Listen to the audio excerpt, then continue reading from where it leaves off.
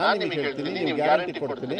ಈಗ ಟ್ರಾನ್ಸ್ಫರ್ಸ್ ಮಾಡಿದ ತಕ್ಷಣ ಶಿಕ್ಷಕರ ಕೊರತೆ ಆಯಿತು. ಶಿಕ್ಷಕರ ಕೊರತೆ ಆದ ತಕ್ಷಣ ಹೈಯೆಸ್ಟ್ ಟೀಚರ್ಸ್ನ ತಗೊಂಡಿದ್ದಲ್ಲಿ ಈ ಕಡೆ ಭಾಗದಲ್ಲಿ. ಈಗಲೂ ಕೂಡ ನಿಮ್ಮ ಹತ್ರ ಮಾತಾಡೋ ಜೊತೆಗೆ ಕಲಬುರಗಿ ಭಾಗದಲ್ಲಿ 6,800 ಶಾರ್ಟೇಜ್ ಇದೆ ಟೀಚರ್ಸ್. ಅದರೊಳಗೆ 80% ಕ್ಯಾಬಿನೆಟಲ್ಲಿ ಅಪ್ರೂವಲ್ ಆಯಿತು. ಜಸ್ಟಿಸ್ ನಾಗಮೋಹನ್ ದಾಸ್ ಅವ್ರದ್ದು ಅದನ್ನು ಅವ್ರಿಗೂ ಕೂಡ ಮೊನ್ನೆ ಹೋಗಿ ನಾನೇ ಮೀಟಿಂಗ್ ಮಾಡಿ, ಸರ್ ದಯವಿಟ್ಟು ಬೇಗ ಕೊಡಿ, ನನ್ನ ಹತ್ರ ದುಡ್ಡು ಇದೆ, ಬಟ್ ಒಳ ಮೀಸಲಾತಿ ಕೊಡೋರ್ಗು ನಾನು ಕಾಲ್ಫಾರ್ಮ್ ಮಾಡೋಕ್ಕಾಗಲ್ಲ. ಕಾಲ್ಫಾರ್ಮ್ ಮಾಡಿ 1 ವರ್ಷ ಹೇಳಿಲ್ಲ, 6 ತಿಂಗಳು ಹೇಳಿ, ಭಾಳ ಸ್ಟಿಪ್ಯುಲೇಟೆಡ್ ಟೈಮಲ್ಲಿ ನಾನು ಮಾಡ್ತೀನಿ. ಯಾಕಂದರೆ ಗುಣಮಟ್ಟ ಬರೀ ಬಿಲ್ಡಿಂಗಲ್ಲಿ ಬರೋದಿಲ್ಲ, ಒಳ್ಳೆ ಶಿಕ್ಷಕರಿಂದ ಬರ್ತದೆ, ಅದು ನನಗೆ ಚೆನ್ನಾಗಿ ಗೊತ್ತಿದೆ.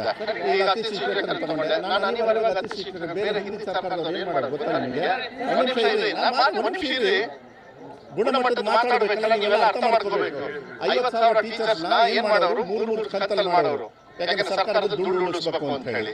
ನಾನೇನು ಮಾಡಿದೆ, ಯಾವಾಗ ನಿಮ್ಮದು ಅಕಾಡೆಮಿಕ್ ಇಯರ್ ಸ್ಟಾರ್ಟ್ ಆಯಿತು ಅವತ್ತು 51,000 ಜನರನ್ನು ತಗೊಂಡು ಸಿದ್ದರಾಮಯ್ಯ ಸಾಹೇಬ್ ಹೇಳಿದೆ,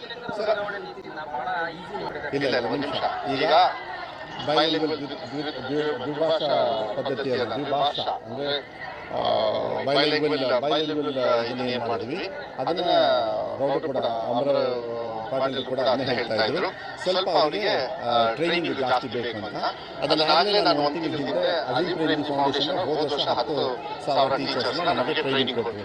ಈ ಸತಿ ನಾನು 50,000 ಟೀಚರ್ಸ್ ಕೇಳಿದ್ದೀನಿ, ಬಟ್ 25,000 ಟೀಚರ್ಸ್ನ ಮೋಸ್ಟ್ಲಿ ನನಗೆ ಅನಿಸುತ್ತೆ 3-4 ಮಂತ್ಸಲ್ಲಿ. ಯಾಕಂದರೆ ಏನಾಗುತ್ತೆ, ಅದು ಟ್ರೈನಿಂಗ್ ಅನ್ನೋದು ಒಂದು ಪೀರಿಯಡ್ ಬರಲೇಬೇಕು. ಬಟ್ ಮಕ್ಕಳ ಸಂಖ್ಯೆಗೂ ಕೂಡ ದ್ವಿಭಾಷಾ ಪದ್ಧತಿಯಲ್ಲಿ ಇಲ್ಲ, ನಮ್ಮ ಸರ್ಕಾರದಲ್ಲಿ ಸವಲತ್ತಿಲ್ಲ, ಅದಕ್ಕೆ ನಾವು ಪ್ರೈವೇಟ್ ಹೋಗ್ತೀವಿ ಅನ್ನೋದಕ್ಕೆ ನಾವು ಒಂದೇ ಕನ್ನಡ ಮತ್ತು ಮಾಧ್ಯಮ ಇಂಗ್ಲೀಷ್ ಮಾಧ್ಯಮ ಓಪನ್ ಮಾಡ್ತಕ್ಕಂಥ ಮಾಡಲೇಬೇಕಾಯಿತು. ಈ ಅಡ್ಮಿಷನ್ ಕೂಡ ಚೆನ್ನಾಗಿ ಆಗ್ತಾ ಇದೆ. ಸ್ಕೂಲ್ ಕಟ್ಟಬೇಕು, ರೋಡ್ ಮಾಡಬೇಕು, ದೇವಸ್ಥಾನಕ್ಕೆ ಸಮುದಾಯ ರಾಯರೆಡ್ಡಿ ಜಾಸ್ತಿ ಕೊಟ್ಟಿರೋದು ನನಗೆ ಅನುಕೂಲ ಆಗಿದೆ, ಅದಕ್ಕೆ ಅವ್ರಿಗೆ ಥ್ಯಾಂಕ್ಸ್ ಹೇಳಿದೆ. ಬಟ್ ಅದನ್ನ ಹಂತ ಮಾಡಿ ಇಲ್ಲಿನ ಸಮಾಜದಲ್ಲಿ ಅವ್ರು ಮಾಡಬೇಕು, ಜನಪ್ರತಿನಿಧಿಗಳು ಇರ್ತಾರಲ್ಲ, ಒಂದು ನಿಮಿಷ ಹೇಳಿ, ನೀವು ಒಂದು ಅರ್ಥ ಮಾಡ್ಕೊಳ್ಳಿ, ದುಡ್ಡು ಎಲ್ಲಿಂದ ಬಂತು ಹೇಳ್ತಾ ಇಲ್ವಾ? ನನಗೆ ಚೆನ್ನಾಗಿ ಗೊತ್ತಿದೆ, ನನ್ನ ಇಲಾಖೆ ಕೊಡಬೇಕು ಅವರು. ನಾನು ಅದನ್ನ ಮನವಿ ಮಾಡ್ತಾ ಇದ್ದೀನಿ, ಶಿಕ್ಷಣ ಇಲಾಖೆಗೆ ಹೆಚ್ಚು ಒತ್ತಡ ಕೊಡಿ. ನಾನು ರೆಡಿ ಇದ್ದೀನಿ ಕಲ್ಯಾಣ ಕರ್ನಾಟಕಕ್ಕೆ. ಈಗ KPS ಶಾಲೆಗಳಿದ್ದಾವಲ್ಲ, KPS ಶಾಲೆಗಳ ಕೊರತೆ ಮಾಡ್ತಾ ಇಲ್ಲ, ಅದ್ರ ಜೊತೆಗೆ ಅವರು ಫಂಡಿಂಗ್ ಮಾಡಿದ್ದಾರೆ. ಶಿಕ್ಷಕರ ನೇಮಕಾತಿ ಗ್ಯಾರಂಟಿ ಕೊಟ್ಟ ಸಚಿವ ಮಧು ಬಂಗಾರಪ್ಪ.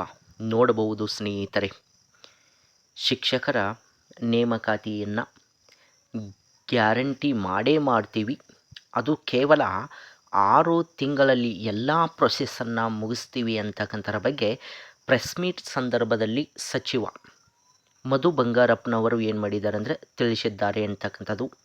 ಕೇವಲ ಈ ಒಳ ಮೀಸಲಾತಿ ಸಲುವಾಗಿ ಮಾತ್ರ ನೇಮಕಾತಿಯ ಅಧಿಸೂಚನೆಯನ್ನು ತಡೆಹಿಡಿಯಲಾಗಿದೆ, ಎಲ್ಲವೂ ಕೂಡ ರೆಡಿಯಾಗಿದೆ.